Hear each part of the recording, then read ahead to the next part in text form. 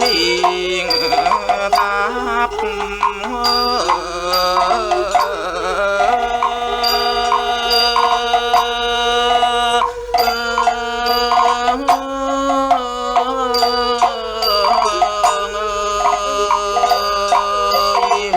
ต้องย่อยยับ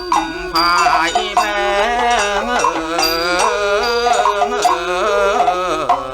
สุขแก้ไข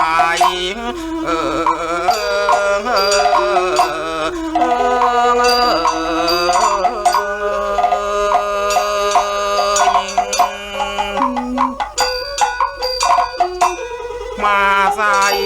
ชายฝั่งกังแหงไกล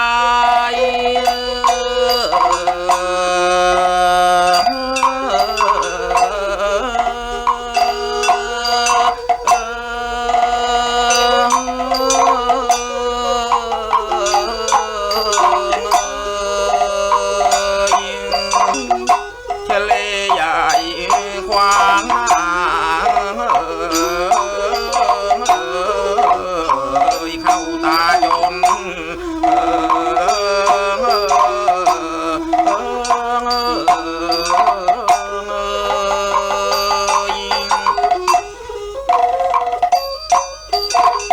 ถามคงเป็น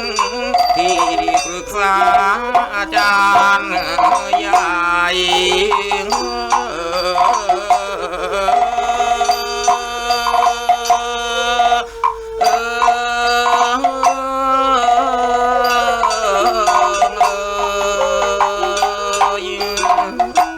บอกให้ไปกังตั้ง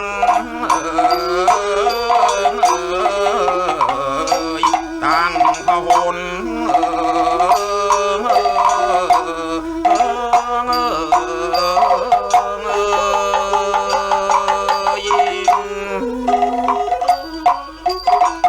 ยุคสุนก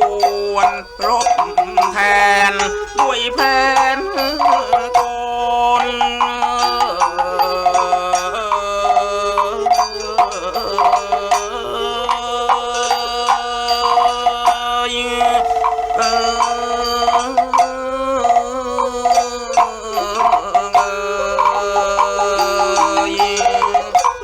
ก็จะค้น